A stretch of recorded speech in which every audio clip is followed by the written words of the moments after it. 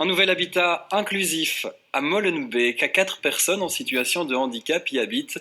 Ils ont chacune leur studio, mais partagent des espaces communs.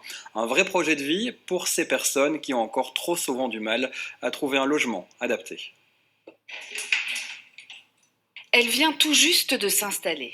Bienvenue chez moi.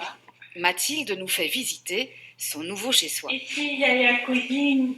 Un studio, rien que pour elle. Avant d'y emménager, Mathilde vivait dans une structure d'accompagnement à l'autonomie. Je me sens bien, à l'aise. Je me sens un peu autonome. Beaucoup. Plus qu'avant dans l'autre appartement, dans l'autre maison où vous viviez. Plus qu'avant. Mais on est moins. On est quand même accompagné, mais moins. Sa voisine d'étage, c'est Yousra. 2 autres locataires vivent au premier et tous partagent des espaces communs au rez-de-chaussée. On regarde des films, puis on a derrière tout, il y a la table, la super table de notre cher voisin. Une habitation comme une autre, dans un quartier ordinaire, si ce n'est que les locataires sont porteurs de handicap. Cet habitat inclusif est situé à Molenbeek. Loué via une agence immobilière sociale, ses loyers sont plafonnés.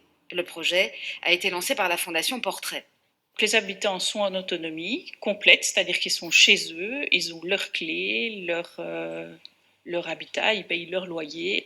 Je ne rentre pas chez eux, mais nous, donc à la Fondation Portrait, on est propriétaires bienveillants. Donc on veille à ce que tout se mette en place le mieux possible. Les habitants sont aussi entourés de voisins bienveillants et disponibles. Les 2 accompagnatrices passent 1 fois par semaine. Au début, je me sentais un peu seule. Mais maintenant, je sais que, par exemple, si j'ai besoin, même s'il n'y a pas d'accompagnatrice, par exemple, faire quelque chose à l'illustrat, faire un repas ensemble.